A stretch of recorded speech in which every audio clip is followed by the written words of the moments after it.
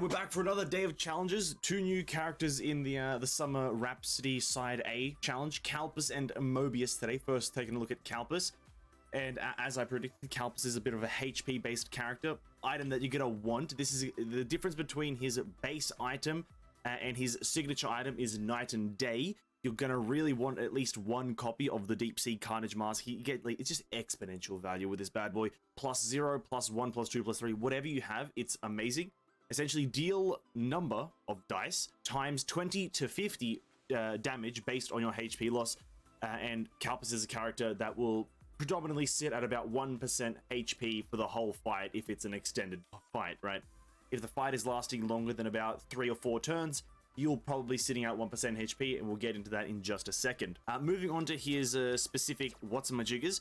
At least in this game mode, these are the ones that I've picked. For the passives, one of the ones that I would have picked isn't available, but there is one that reduces your requirement for anger, and that also hints at him being an anger build, which I highly recommend using. But as for the actual cards, having just a way to get more dice or better dice is pretty good. He is specific to that. But what you also want to go for is a method of gaining anger charges without using his signature ability, because one of his signature abilities, or the signature ability for him, gives him anger charges but also reduces his max HP, which we'll obviously get into in a second. But this going for start a fire process, is showing up there, you guys can see it. Going for this one, it gives 50 anger charges just for a 3 dice at max, or 2 or 1. It's pretty good just to get your anger up, so then you can cast like a 6 dice on a massive ability and deal mega damage.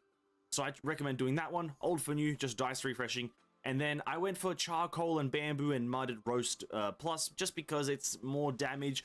You could try going for more anger from some of these other ones, or go for stir fry, which is okay. It heals you a bit.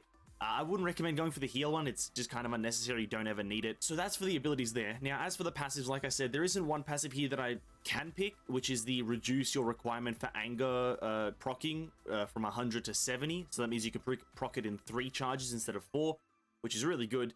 But the ones that we did go for is gain a random die when the round begins. Just have an extra die, really. That's all it is. It's just good. Anger taunt, more anger. Stacking, it's just better, faster, whatever. You could go for whenever damage gain 25, that would be fine. And gaining madness stacks that deals 50 extra damage, that's okay as well. Steam, boil, and fry is kind of okay. But beach scavenging is pretty good. Just using 4 dices, or sorry, 4 dices 4 or above gives you an extra dice. It's really good for dice refunding. And this is what I go for. I think this is really good. As for his min-maxing, there's probably a bit more min-maxing you could do, but this will get the job done. And now to explain how Kalpas works. As I mentioned, Kalpas is a HP-based character, essentially. You want to get his HP low. And what I mean by that is, get that shit low. You can get it to 1%, and that is essentially where you want to be at. And you can do that by using his signature ability, Hellfire Chef. So deal number times 20 damage, convert 10% of max HP to madness charges, and then also gain 25 anger charges. That's why we wanted the 70% reduction, the reduction to 70% requirement, so you can do it in 3, and thus you can get max anger turn 1. But we can't do that, at least not in this game mode. In the actual stages, you can do that, but in this game mode, we can't do it. But essentially, you do this, it converts you down to 90%, but you get this stuff, which is a madness. It blocks damage. Essentially, you don't actually lose HP, because in an actual stage after the whole match ends and you go into another thing, you'll just heal back up, or the madness charges will get replaced into HP. So you don't actually lose HP, but it's kind of treating it like you're lower in HP, but you've just got a lot of armor, essentially. It's a pretty, straightforward system. You kind of just want to use up all your madness charges, or the top card rather, as quickly as possible. As quickly as you possibly goddamn can. After this point, it's about seeing what your anger charges are at, and seeing if you can actually do a pretty big hit. Now, we're at 90, so we can use one of our dice here on just proccing this 70 damage and gaining 50 anger charges. Bam. Now we're in anger. And now, if I had a very high dice roll, which I can, try to re-roll here. Actually, whoop. Well, I did not know that consumes anger there. Whoopsie daisies. In optimal situation, you wouldn't consume your anger. For some reason, re-rolling a dice consumes my anger. Whatever, that's fine. We can kind of get it back, I think, actually, if I try this. We got a 6, We do that. We're back in it. We're back in it. Look at that. Another anger. And now that you're at full anger and you have a high roll of a dice, and the lower HP you are, you just chuck it in this ability right here. Obviously, if you have it at +3, I believe it's 25 to 50 or 20 to 55, whatever it is. You chuck it up here, and you deal a lot of damage to 2000s essentially, and the lower your HP, the more damage you're dealing. That is essentially how you play Kalpas onto Mobius. Moving on to Mobius though, she's not as dependent on her signature weapon as you might think. It's okay, it's good for if you're going through the stages, but don't feel like this is a requirement. This is just some good instant damage. It just deals 120 regardless of what card you put in there, but it decreases by 30 after you transform. It does some stuff. We'll get into the transformation once we get into the run. As for now, going into the cards, Mobius is a bit of a weird one because you're not really going to be using cards in her normal state. As we just said, there's a transformation, which I'll explain once we get into the gameplay. So just go for like dice refreshing, in my honest opinion. There's probably I go for odd and even just for a bit of damage if you need it, because you can't transform once a turn. You can transform every second turn. So go for odd and even reversal test. This will give you some nice, number times 15 and also number times 25, which I'll explain. If you use an even dice on this card the first time, it will deal that even number times 15. Then you can use this card again and it'll be times 25, but this time you have to use an odd number. And also goes vice versa. If you use an odd number first, then you have to use an even, or even, then odd. It works both ways, and that's how the card has to work. So you do generally want to use, let's say, a 5 and then a 6, because then you'll get more damage out of it, but that's in an optimal situation. But like, generally just dice refreshing, slice substitution, random reforge, and odd and even reversal test, that will give you pretty good kind of value.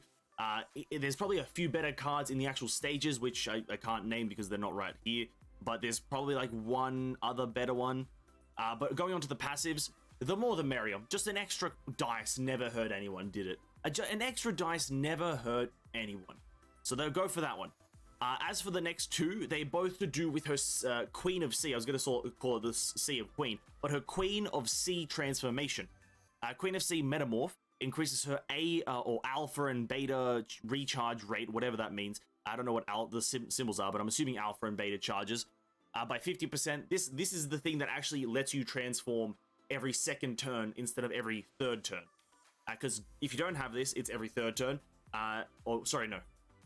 It's every fourth turn. I'm not exactly sure. Fourth or third turn. Third turn. But you do need this to transform every second turn.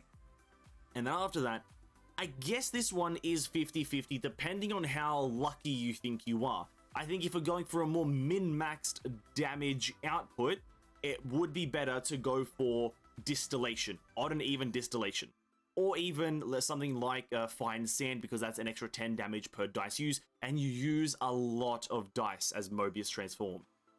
But sometimes, continuous reaction, it lets you do the Sea of Queen, apparently, transformation for one more turn, so it's a bit more of a continuous thing, of a consistency and massive burst damage. So going for these two right here, Metamorph and continuous reaction, will let you get through the stages, if you're struggling through the stages, very, very easily. With that, it's set in stone now. Let's get into explaining how she works. Now, as we've just mentioned, she does have a transformation, and it's to do with this alpha and beta thing. Now, her signature ability that comes with her is the top one, Queen of C. Deal number times 20, just general damage. And then when using a die rolled an odd or an even, gain 2 compound A or B.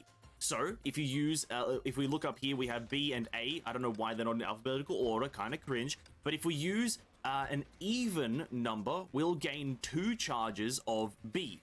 And if we use an odd number, we'll gain 2 charges of A. So, and we need 6 charges of both to transform, per se. So let's do this. Now we chuck 2 5s up in the top, and boom, we have 6 stacks of A. It's a bit hard to keep track of. I beg my pardon or beg your pardon if I mess that up. Now we have 6 charges of A. Now we need to try to get B, but we can only use that card 2 times per turn, and that's what I mean by every second turn. And now we go into just using these other things. So, chuck a card in to deal 120 damage. And then, we mess that up because now we can't cast something down here. It is what it is. You kind of just chuck your cards around. Doesn't really matter because most of your damage will come from the transformation in general gameplay. And now, obviously, if you're unsure about what the symbols actually mean, you can just click on them. It'll bring up a little drop-down menu and tell you that for B, you need even numbers. For odds, you need, for A's, you need odd numbers. We look at this one, we need even numbers, so that's for B. And so we have a 4 and a 2 here. Let's just use those, right? 4 and 2, it'll give us charges no matter what. The only thing that we're not getting is the high damage numbers, but we are getting the charges on alpha and beta if we just use whatever number. And bam, we use that, we get both stacks up to 6, and we transform into the Sea of Queens, and now we get a bunch of different dice and different cards. Now this is where they introduce the conductive mechanic. Conductive is quite a simple, straightforward thing. So the first card, deal number of dice times 10 damage, so raw damage, and inflict a number of dice into conductive stacks for 1 round. So if you use a 6, they'll get 6 conductive stacks. What does that mean? When damaged, take an extra 60 damage. So when I hit them, they will take an extra 60 damage per stack, rather. I think it's per stack. Let me check that. Another one? No, they take an extra 90. So each stack is worth what? Each stack is worth 10 damage. It's quite good. And what you want to do in this situation is just use all your big cards, all your high number dice, I could call them cards, all your high value dice into the top card, and then save your lowest one for the bottom, because the bottom card here, Queen of C Reduction, doesn't actually do anything with the value of the dice. You would just want to use the lowest value one, because it's deal enemies HP percent or HP loss percent times 100 damage, deal conductive stack count times 30. And so we use all of our high number cards here, our 2s, our 1s on that. And then we have a 1 left. And the easiest way to look at it is just kind of look how much percentage they lose, because the damage appears oddly and whatnot. So we click that off and then we put it in the last one here. And they take 2,000, 6,000, amazing. And that was very unlucky. Now we've got a lot better cards. Look at that, 6, 6, 6, 5, 4, 4, 2, 2. And because of our passive, we now get another turn in the Queen of C. Usually you only have 1 turn of Queen of C. We have actually 2 in a row. So now we use all of our big cards at the top, 6, 6, conductive stacks at 18, amazing. We keep on going, 5, 4, 4, 2. We're at 33 conductive stacks. That is amazing. We're doing mega damage. Then we chuck it in the bottom, and we deal 3,000 and 11,000. It's an extremely strong build. Mobius, probably the strongest character in this game mode, if I'm completely honest. Probably the strongest. And that's the gameplay loop, but that is how you play Mobius as well as Kalpas. Hope you enjoyed the video. Hopefully these 3 guide videos on the characters have been helpful. If it helped you understand, like the video and also subscribe to the channel, as I'm gonna try to keep a nice, concise information of these events on the channel. Hope it helped. See you in the next video. Peace out.